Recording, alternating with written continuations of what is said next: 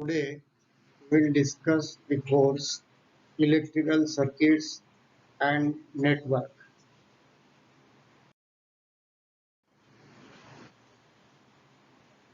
So in this circuit and network, first we will discuss fundamental laws and concepts required to study this subject. First we will discuss the Ohm's law.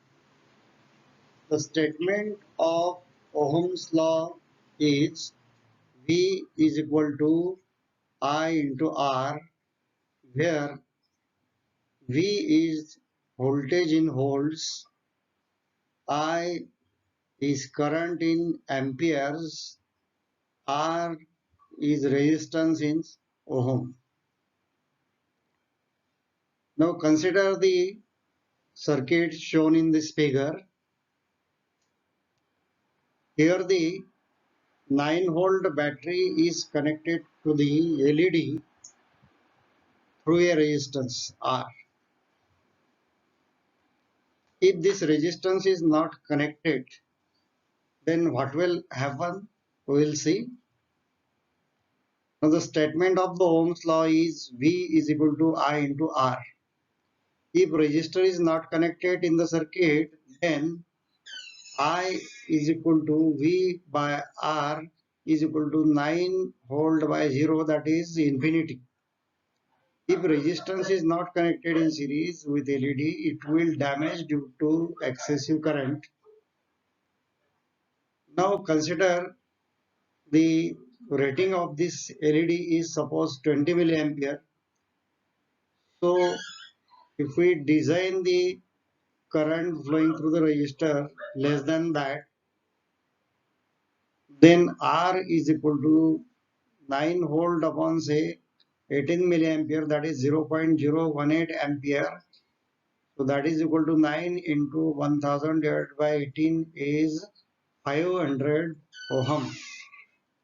Now the common value of the resistor is 560 ohm. So it can be chosen. Therefore 9 volt upon 560 ampere is 0.01607, that is 16 milliampere current will flow through the resistor. Thus we have designed the LED circuit using the Ohm's law. Now consider the another application as a voltage divider network. Now consider this circuit here. The 12 volt battery is connected to the resistance R1, R2 and R3. The values of this resistance are R1 is 1 kilo ohm, R2 is 2 kilo ohm and R3 is 3 kilo ohm. Now we have to calculate the voltage across each resistor. R1 that is V1, R2 that is V2, R3 that is V3. Now the current flowing through the resistor, that is current will be common through this R1, R2 and R3. So again using the Ohm's law we can calculate the current I, that is equal to voltage 12 volt upon R1 plus R2 plus R3, that is 12 divided by 1 plus 2 plus 3, that is 6. So this is equal to 2 milliampere. So 2 milliampere current will flow through this resistor. So now we can calculate the voltage across each resistor. Now V1 is equal to current flowing through this I into R1. So that is equal to 1K into 2 milliampere is 2 volt.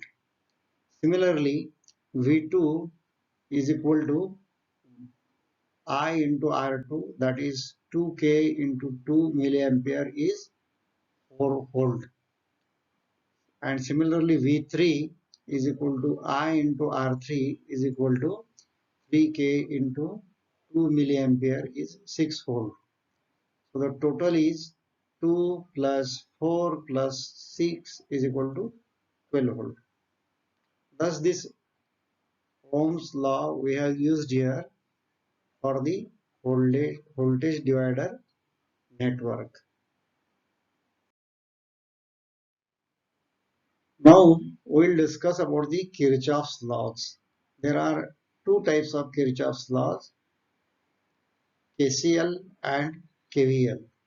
Kirchhoff's current law and Kirchhoff's voltage law. First we will consider the Kirchhoff's current law, that is KCL. Now see this circuit, node of the circuit.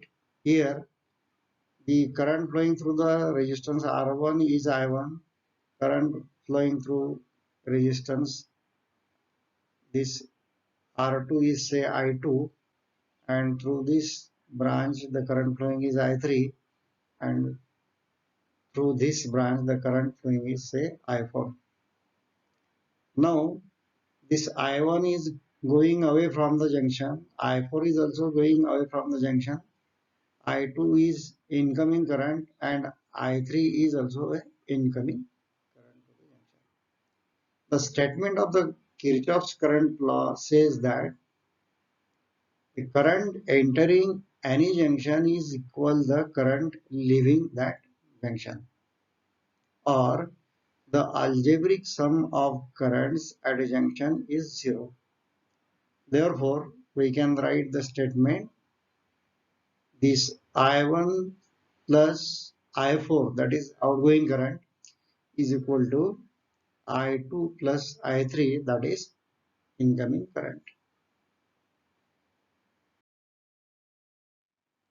Now we'll see Kirchhoff's voltage law, KVL.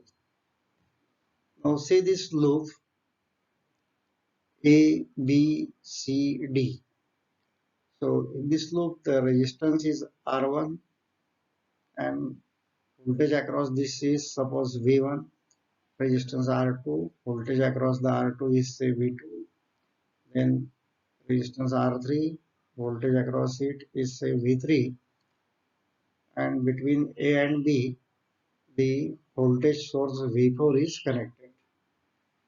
So if you move through this loop, clockwise through this loop, then we can write V1 plus this V2 plus this V3 plus V4 is equal to 0. That is the algebraic sum of the voltages across the loops is equal to 0.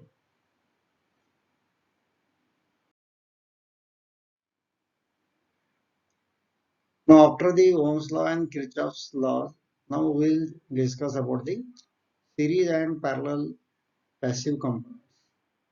First consider the series resistors. So suppose the resistors R1, R2, R3 up to say Rn are connected in series. So we can write the total resistance RT is equal to R1 plus R2 plus R3 up to say Rn. For two resistors, the total resistance RT is equal to R1 plus R2. Now if these resistors are connected in parallel, see this circuit R1, R2 say up to Rn, then the resultant resistance is 1 upon Rn is equal to 1 upon R1 plus 1 upon R2 plus 1 upon R3 up to say 1 upon Rn. If two resistors are connected, say R1 and R2 in parallel, then the resultant resistance will be 1 upon RT is equal to 1 upon R1 plus 1 upon R2, that is R1 plus R2 upon R1 R2. So the resultant resistance RT will be equal to R1 R2 upon R1 plus R2. If inductors are connected in series, then say L1, L2 up to say L1, Ln, then Lt is equal to L1 plus L2 plus L3 up to say Ln. Just like as a resistors, we can add the series inductors also. For two series inductors, L1 and L2, the resultant will be LT is equal to L1 plus L2. Now, if these inductors are connected in parallel, then say L1, L2 up to say Ln are connected in parallel, then similar to the resistors, we can calculate the resultant inductors as 1 upon Lt is equal to 1 upon L1 plus 1 upon L2 plus 1 upon Ln. For the two parallel inductors, say L1 and L2, we can write 1 upon Lt is equal to 1 upon L1 plus 1 upon L2. That is Lt is equal to L1 L2 plus L1 L2 upon L1 plus L2. Now for the two mutually coupled inductors having mutual inductance M, the resultant inductance will be 1 upon Lt is equal to L1 plus L2 minus 2M divided by L1 L2 minus M square. Now if L1 is equal to L2, then this resultant inductor will be equal to Lt is equal to L plus M divided by 2. Now if capacitors are connected in parallel as shown in this diagram, say C1, C2 up to say Cn, then we can add the values of these capacitors and we can get the resultant capacitor, that is Ct is equal to C1 plus C2 plus up to say Cn. Now if two capacitors are connected in parallel, then the resultant will be Ct is equal to C1 plus C2.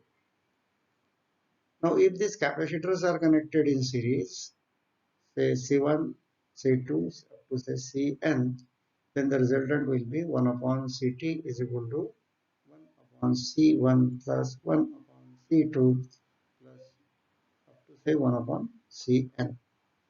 Now if two series capacitors are there, C1 and C2, then resultant will be 1 upon Ct is equal to 1 upon C1 plus 1 upon C2. That will be equal to C1 plus C2 upon C1 C2. So the resultant capacitance will be Ct is equal to C1 into C2 upon C1 plus C2. Thus, these are the prerequisites, that is fundamentals required to study the electrical circuit and network.